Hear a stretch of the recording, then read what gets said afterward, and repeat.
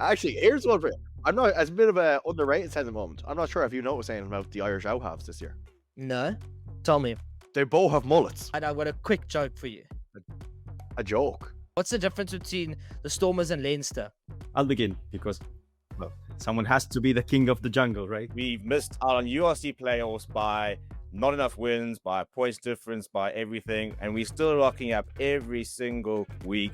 I need to know which is harder, catching a fish or catching a high ball. Oh, geez, at the moment, given my current form, catching a bloody high ball. Come on, send it! Robbie Gillett. Jimmo. Before we get into it, bud, I've got a quick joke for you. Do you want to hear it? A joke. Yeah. Do you want to hear it? Okay, go on. This is not. Is this how we're starting off the episode? So just hear me out. What's the difference between the Stormers and Leinster? I don't know, Robbie. What is the difference? I think I'm going to tell you now. 1 second and 1 second from the bottom. Yeah, but you're not URC champions, so it doesn't matter yeah. who's the real winner at the end of the day. It's us. So, yeah. Stop being such a tough crowd. Like, you can admit that I've come up with that myself. Tough crowd, isn't it? Was that? And also, we are URC champions, just by the way. First year, not retained, but like, look, I'll accept. So Africa Yeah. might be rugby championship champions this weekend, obviously. Back to back. Not bad, and doing it in Twickenham as well in style. I'll give you that. No, and I know we talk about. Oh, go on. Sorry. No, it was always going to be an easy one. It wasn't close at all. It wasn't nervy at the end at all. We were all pretty confident.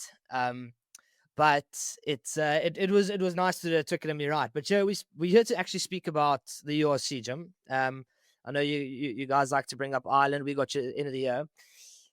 Well, I'm not sure if we all saw our favourite Irishman, Felix Jones, who absolutely sent it the weekend, obviously. But we all saw that video. Let's not forget it was led by Rassie Erasmus. Oh man, I love that. That's a tough thing for me. I love Rassie Erasmus. I love when he's over Munster. I love him, right? And it kind of kills me that he's like obviously out to get Ireland in every way, shape, or form. But anyway, on to the URC. How did we get on this week? Cheaper, some wild results. Like my favorite results of the weekend had to be the draw between Dragons and the Sharks. I called Dragons by 2 points. And my goodness, I was that last little bit at the death, 4 minutes overtime. I'm thinking, Tennis de Beer, you've led the boys so well. Have that drop goal, have a go. Let my prediction come right and have a famous victory against the Sharks. Wasn't to be, ended up drawing. But that was for me game of the weekend. Oh, I know. Well, what you making the Bulls obviously in Leinster? Weirdly, I'll take that. I think that's a performance that we can come out with South Africa like happy with. Yeah, to be fair, also a tough place to play. Like that bull side is also it's a bloody good result. I thought your man Prendergast, you thought do I talk about him that much? Yeah, it didn't take you long. It didn't take us long to bring him up, but if he kicked that from 50 meters out, which he shouldn't have had a problem distance wise, it becomes an interesting game. Hold on. Did you see the distance he'd 60 in him easily? Yeah. No, it is an altitude, and I appreciate that. Like, he just steps back into the pocket like he's done it a million times. Slots obviously doesn't go over, but if it did go over, it becomes interesting. Oh man, I was wearing like a Sam Prendergast mask for the rest, like for this episode, if that went over. I must say, I've added a new person to my beer list. And he plays for Benetton. He is a South African guy, and he kicked a drop goal. Oh yes, how could we not bring him up? Rhino Smith, 14-16 against Glasgow, Benetton W. Like that is actually when I saw that, because I saw the score previously, but it was 14-3, and I thought, oh dear, long day for Benetton. And then my WhatsApp group just started going crazy. Like Benetton have done it. It was world class. But do we all just love the Italian teams or something? What's the crack there? I think unless you're like Connacht, you just love all the Italian teams. I just want to say there's sort of a warning sign to Ireland and the Six Nations, because Italy are coming. Like there's going to be something special happening there. Yeah. So just 12 years since they battled. Anyways, like it's just going to happen eventually. At least we're not Wales. That's all I can say. Yeah. You know. That's also true. And Munster also. Nice things there, but Cardiff, I want to speak about Cardiff for a little bit because they were building something nice there. because I think stats to be corrected, but they finished 9th last season. And Which they wasn't pushed bad. I think they they was pushed a taking that. bloody good Munster side at home, which for me was so impressive. But the conditions were absolutely horrible in fairness now. Like really, really tough to play and like obviously Yeah. impacts both teams, but like I think that was an absolute performance of the ages for Munster. Really, really like thought that was like special. Yeah. Crowley has that little pass on the back. They are going to score, you know. Quinn. And in goes Ryan Quinn for the try. We got to go look at a try of the round. Have you got a nomination there for try of the round? I think, look, and I'm biased, but there is only one. Had so much joy with the box kick last weekend against Leinster. Matteo improvises and keeps the ball moving wide to Similana, who is dangerous in open play. Here's one now. Samantha on the outside beats the first, gets it back inside to Nell. It's off the toe for Nell. Nell fires inside. Oh, get one of it! Wow! What have we just witnessed? Bro, absolutely sent it. And not just him, but in the build-up, Sinatla, Ruan Null, chips a grabber ahead and then offload. It happened right in front of me. I was on the ground doing some content for the URC. And I'm not saying I was a lucky charm in that side, but they did score a couple of times right by where I was. So our boy Evan Rus, he scored as well. But what a try. Like I'm watching this unfold in front of my eyes going like, cheapers, we've just witnessed something pretty special after, let's be honest, a little bit of a boring first half because, geez, that was... Hold on a second now. Do you think that's a tiny bit lucky? I hate to be that guy, but like they're very close. I'm sorry.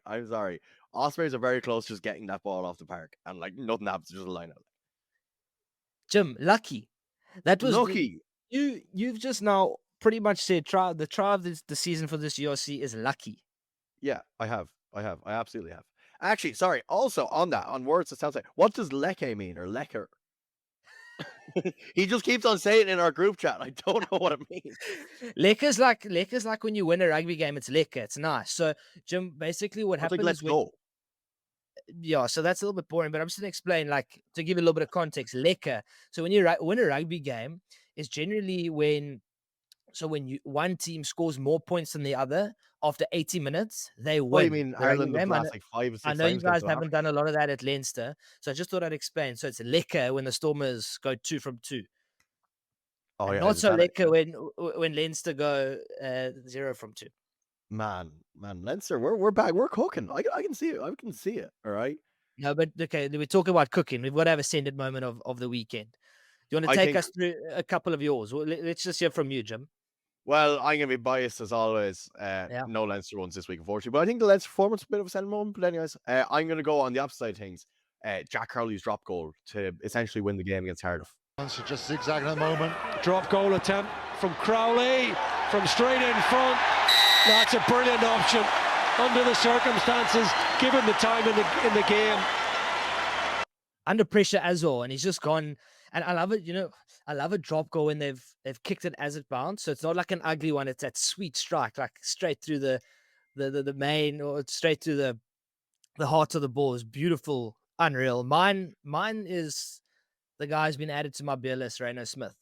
And that is going to be a warning. Ball back, the drop goal. Is it good? It's there! It's there! Benetton claim the win, courtesy of Reno Smith. He knocks over a drop goal just after the 80-minute mark, and they claim a sensational victory at home. Has to be. I mean, 40 meters out to win the game. Was it 40 meters? Let me get it up here. I have it on my laptop. It was 40 meters, bud. Wow. 40 meters. Come on. Yeah, but hold on. You're only saying that because he's South African. No, I'm only saying that because Italy are my second team. No, Zebre are our second team. That is true. Because we want to go to Palma, though. Not because we're just banging on the URC. Send us somewhere. Just open up some budget, lads. Come on. Okay, I can take that for send the moment. What about try it around? Are we going one to Sile? I'm going one to Sile, yeah. I mean, it was just such I was just watching it, sort of mouth on the, jaw dropped. Pretty good. Is it a coincidence that it's ended up being 2 South African people this week for our send it moments?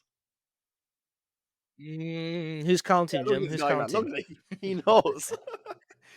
Actually, here's one for you. I'm not as a bit of a underrated sense at the moment. I'm not sure if you noticed anything about the Irish outhalves this year. No, tell me. They both have mullets. Well, two, Jack Crowley and Prendergast. Both have mullets. The game is so back. They might not look the greatest. Yeah. But like I'll let Sam know about that when I see him. But like, Jim, there's no such thing as an ugly mullet. Come on, there's no such thing. do you reckon I'd Chicks rock dig a them mullet? in. You know what? I think you probably could. Do you actually I think so? you probably could. And then what you should do is you should put a Stormers sort of logo, you know, in grain. Maybe that can be our next forfeit. Right. No, right. Actually, What while is we're having, that? what kind of forfeit? I'll get a mullet if something happens. All right. What could we possibly? You have to get a mullet as well if it's the opposite. I How think we about just put this? it.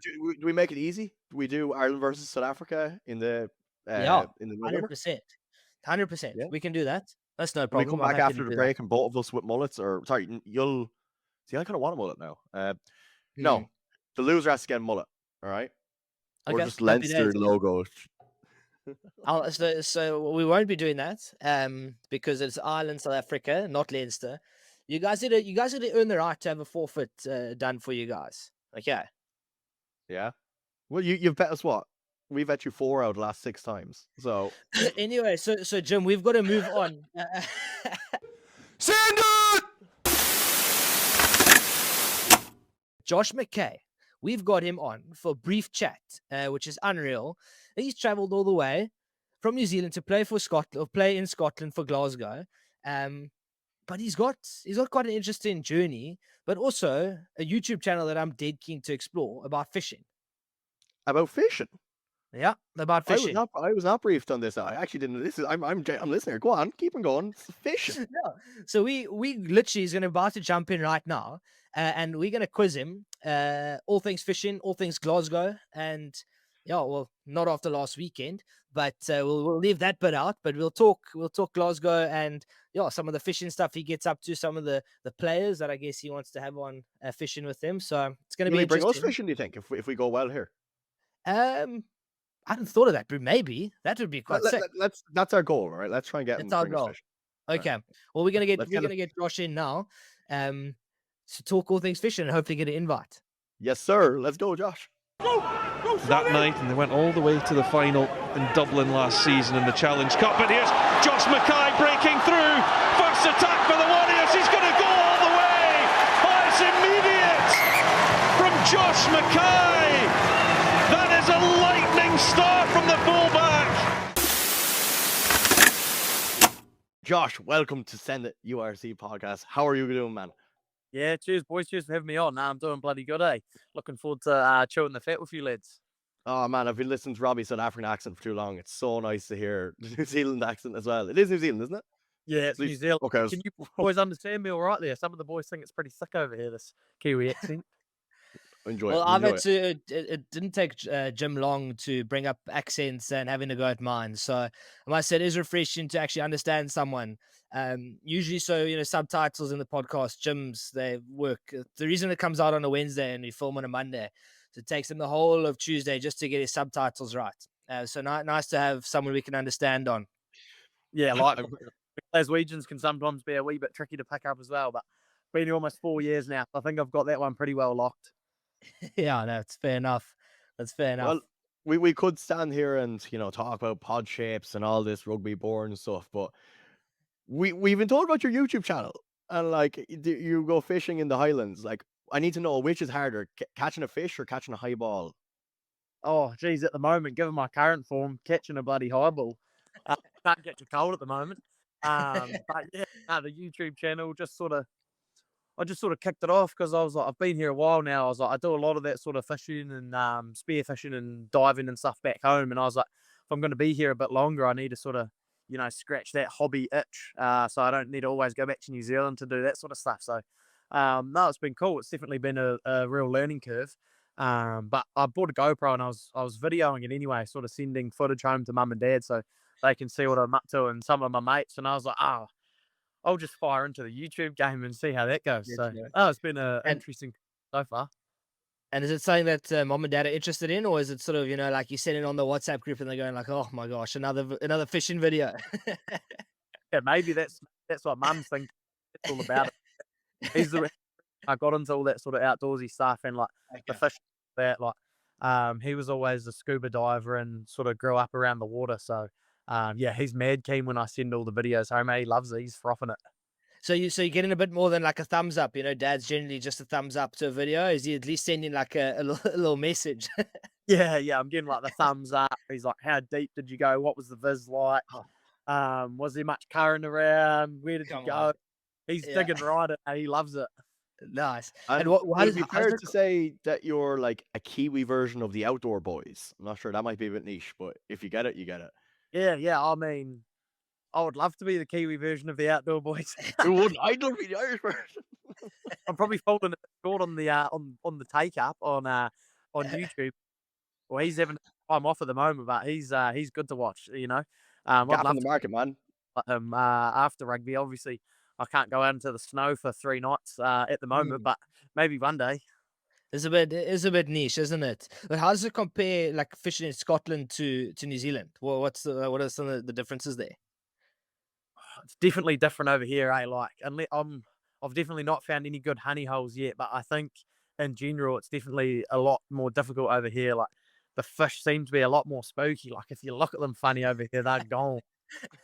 Like, a little bit more dopey back home. I've been trying to spit pollock and it's struggling, Yeah. So I find them pretty similar to a butterfish we've got in New Zealand, which are quite dopey, easy to spear. But yeah, I definitely need to refine my technique over here. That's for sure. No, just it wouldn't have anything to do with your technique. Probably something to do with the different bait and that. Like, never ever blame yourself for that. Okay, please. I don't want you to take that on. I'm spearfishing, so I'm not using bait, so I can't even blame them. But then it might be you, Josh. I'm sorry. I tried. I know. I need to down in the kelp a bit more. I think I'll have my breath hold a bit longer. Yeah. Is there, obviously we've already touched on rugby side, is there a teammate that you would never ever bring on a fishing trip, and why? Yeah, that teammate would have to be my mate Nons, Sione Tuipolotu. He reckons he's keen to come out, but I'm not sure if he'd come back. I'm not sure if he's the greatest swimmer, so I probably won't take him out diving anytime soon. I'd get him out on a hunting trip though. He might like that a bit more on the dry land. He's annoying or something. You're like, nah, he just genuinely wouldn't survive. You start like wrestling fish and that. It's like, it get pretty weird in the ocean. What's that? Sorry, come again? I said you start wrestling the fish or something. It start to get pretty weird underwater. Yeah. Anything could happen. God. And what's the funniest / weirdest thing, I guess, that's happened while filming, or not just the fishing videos, but I guess any videos? I see that you've got quite a few up there. Just like when you're swimming around, like, this is probably not really funny or weird, but in New Zealand I was swimming around and then all of a sudden I had a seal just buzz by me, so that gave me a bit of a fright. And then we don't have jellyfish or big jellyfish in New Zealand, so a trip, I've not put this video up yet because it was a flop in the end. I didn't get anything, but I was just swimming along and then all of a sudden it was quite dirty and I'm looking down, I look up sort of on a 45-degree angle and there's just a massive jellyfish right in front of me, and I just cracked myself. It was this big orange stuff because I'm not used to seeing them. And then for the rest of the dive, I was just looking for these massive jellyfish the whole time. But it gave me a hell of a fright. It spooked you out a little bit. Yeah, mate, it was huge. It was like bigger than a rugby ball. It was massive. And right, obviously this long. It was crazy. Obviously, this is the Descendant podcast, so like, if it's rugby or not, like, when's your Descendant moment? Is it fishing? Is it taking a high ball? Is it the URC? What's your Descendant moment? Just something that's so cool to you. Well, if we're talking Descendant moment, that's the third half, isn't it?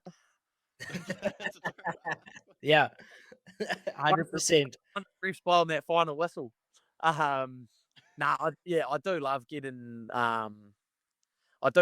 like out of town and just getting out in the sea and having a dive. Like, obviously the conditions aren't always optimal for getting out of here. Like, probably not going to be able to do much diving over the next 4 or 5 months because it's going to be freezing. But But yeah, I love sending it out in the water and just, trying to get a feed on the table, and just it's so like refreshing getting out of town, out in the fresh air, and just like taking that like sort of hunt together at Jay. I love how like there's probably some like nutritionists for Glasgow watching this. I mean, like I give that fella a meal plan every week, and he's here saying like I need to catch fish to survive. I don't know. Thankfully, I don't need it to survive. Like I would like to eat a lot more fish that I've caught myself and all that sort of thing, but definitely limited here. But I don't know. After footy, yeah, definitely try and do a little bit more of that. But yeah, that's definitely a massive passion of mine, and I firmly believe, I couldn't stay as like mentally engaged on rugby if I didn't get my mind, out of the footy and sort of tick that box and scratch that itch. Like it's a huge driver for me and keeps me locked in when I need to be. Oh, yes, sir, man. Sorry, that might be a little serious what we're after on the You season. got to keep locked in for that third half as well. Who's the best you've seen in that third half? Yeah, there's definitely a few up there. A fellow we had in our team a few years ago, Cole Forbes. He'd well and truly mastered the third half. Non's little brother looks like he could be a little bit of a dark horse, so we might have to keep an eye on him. To be honest, I feel like I'm getting a bit old now in that where I need to pick my moments a little bit more. We train quite hard here on a Monday, so if I have a big one on a Saturday, I'm really feeling it Monday, Tuesday, which is a bit sad. It's a bit sad to admit. I'm definitely showing my age here now. You just got to peak at the right time, though, Josh. So you can be a little bit slower Monday, Tuesday. Come game day, you peak at the right time. Yeah, you just gotta find the rhythm in the week, don't you? Well, look, Josh, it's been an absolute pleasure, man. Thanks for jumping on with us and talking more about fishing and rugby. But that's what we're here for. That's what the Send the Podcast is about, man. Yeah, cheers for having me on, guys. Good chatting to you fellas. No, we'll hopefully see you in the Aviva and Cape Town soon enough anyway, all right? Unreal. Thank you, Josh. All right, cheers, boys. Josh McKay, what a guy, huh? Do you reckon he's going to bring us fish? Well, I thought we planted a seed, so we're gonna have to see maybe a DM pops up over the next couple of weeks, inviting us over, which will be quite special. Two was just begging him on WhatsApp to bring us fish in now. Please. Oh. We've got an interesting debate this week. Who are the kings of the URC jungle? Your Lions, Benetton, but we're not really too qualified to chat through this. So what big dogs to explain this, don't we? We need the big. We genuinely need people who know the history, know their teams well. So we've got Carbo Rugby. Matteo's going to join us. He's Italian Rugby Independent Media, and then Stephen from Forever Sports. They're going to come on and they're going to answer some questions, and then I think, look, let's be honest. The main gig is going to be this weekend, the 11th of October, Saturday. This score gets settled. They can debate. They can maybe sway one or two of us opinions, but the big debate ends this weekend of who's the king of the URC jungle. Talk to me. Introduce yourselves. What's the background? I'll begin because I go first. Someone has to be the king of the jungle, right? So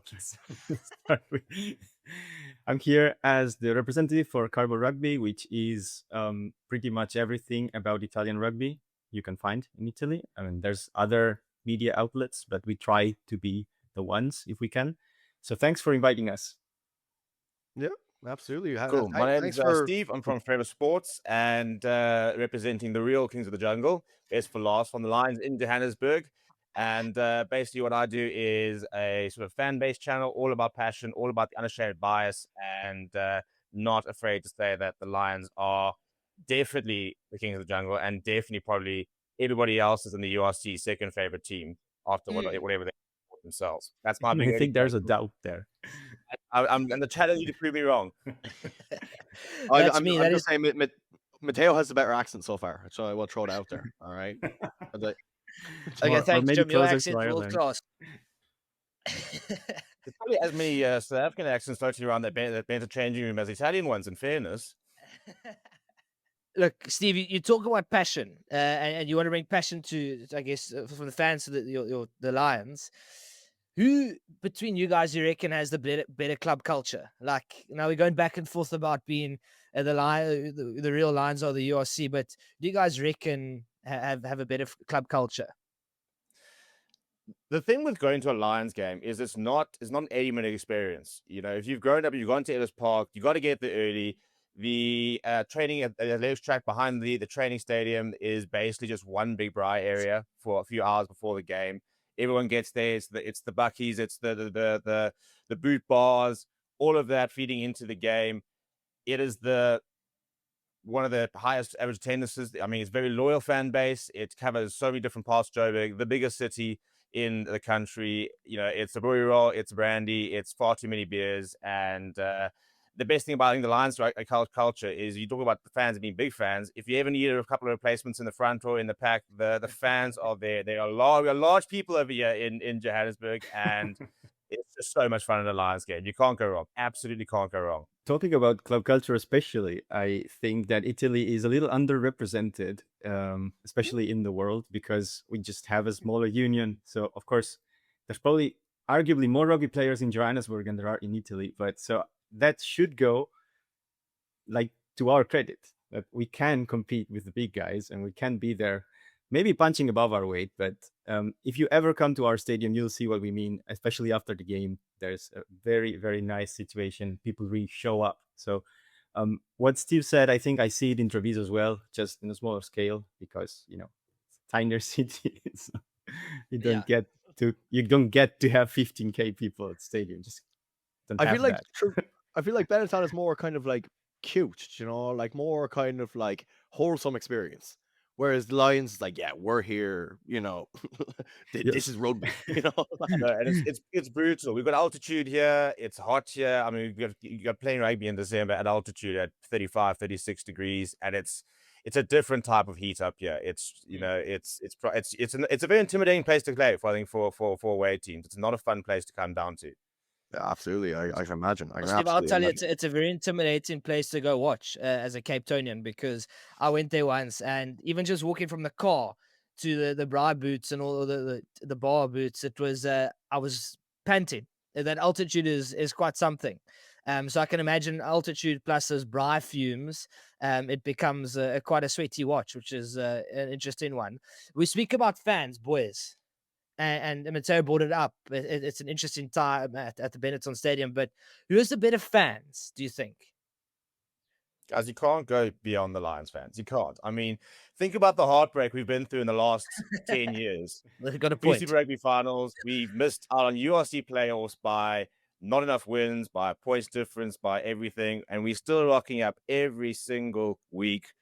We're still backing the lads, despite the fact that every year we lose 6 to 7 players to the Sharks, 6 to 7 players overseas, and basically every single time we run out in the new season, we have to start Googling who our new players are. And yet, we're still there.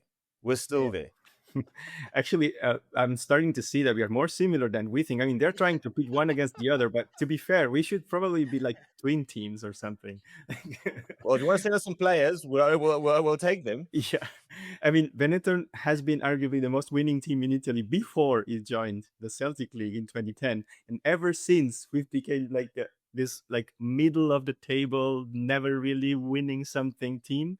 It just doesn't really match with all the silverware we have from the times before. So it's about time we make a change.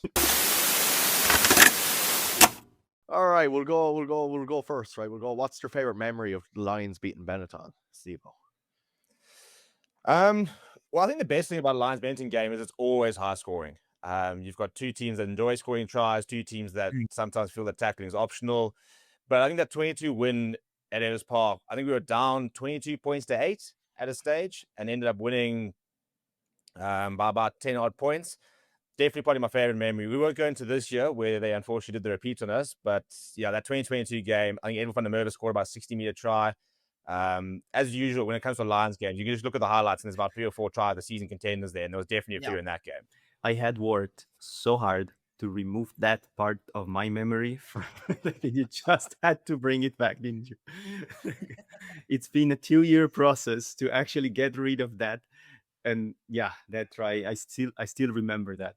I was so confident about that game after the first half. And the year after, when you guys came to Treviso, you broke our heart again because we were again winning. And then in 8 minutes, I barely had the time to get a beer. and I came back. We were 3 tries more in the Lions tally, and it just, I don't know, it couldn't make sense of it. All right, lads. Well, look, do you have any final words before we let you go?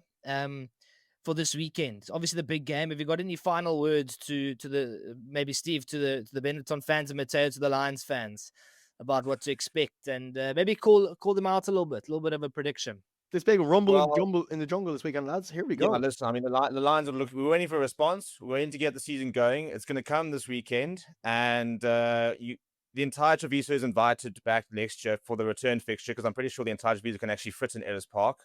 So when we win this weekend, and we are calling a big win, feel free to come next year to watch the follow-up win in Ellis Park and experience the altitude for yourself. It's funny because he's bragging about altitude, but I think that's written in the Bulls Stadium, not the Lions one. Am I wrong? Matteo on smoke here. A kilometer apart. There might be about 10 or 15 meters difference in it, but it's basically. So it doesn't matter, contrary to the Bulls. We just don't. Right? We just don't have the little sign, because we don't need just the altitude. You see, as the Bulls, that's their psycho guys. We don't need that. Yeah. Well, from my side, all I can say is you are visiting the city of clothing, as our proud sponsor represents. So please do not use that kit. You know which one I'm referring to. Do not. You have a red and white one, which is perfectly compatible. The one from last week, I think it can stay there. It can stay in Parma. It's fine. Well, we haven't won it yet, so it wouldn't be the worst idea actually to give it a change this weekend. Oh, lads. Nice, lads. Well, I think we're all very, very excited for the self-proclaimed Rumble in the Jungle this weekend. Lads, thank you so much for coming on and talking away with us. Yeah, well, look, it's been an interesting episode. Some heated debates. Who's the king of the jungle in the URC? But as we say that, I mean, that debate gets settled this weekend with Benetton Lions. Some massive fixtures coming up. We look at Munster, Edinburgh, Ulster, Vodacom Bulls, like some unreal Stormers as well. fixtures. Can't have Stormers Scarlets. Stormers Scarlets looking to get a rare win on the road for the Stormers, because those are tough to come by. So, Jim, I fear this time next week we're gonna have having a different conversation about the Stormers. But I hope not. Well, I'm back on Stadium PA for Leinster for the first game in the Aviva this year, so I'm ready for the Sharks to come to town anyway. And when we win that, we come back here in the Monday morning, and I'm giving you stick. I cannot wait. You know, so we're ready to go, man. Well, Jim, just make sure you send it on that Stadium PA, and I definitely want a video of the first couple of names that you say, just so we can put it over and rate it out of 10 and sort of track your progress on how you did. My Afrikaans is going to be absolutely unbelievable. Don't you doubt it. All right. Good. No, and I back you on that. But yeah, that's us for episode 3 of Send It. Thank you, folks, so much for tuning in. We've had a world-class time. I've had a lot of fun. And hopefully you guys enjoyed my joke at the beginning of the second last. I don't know if you got it, but Jim definitely did. But yeah, thank you so much for tuning in. Jim, anything from your side? Well, make sure to subscribe, follow us on all platforms that you might be listening or watching this on. And yeah, we'll catch you all soon. Send it! Let's go! Send it! Send it! Send it!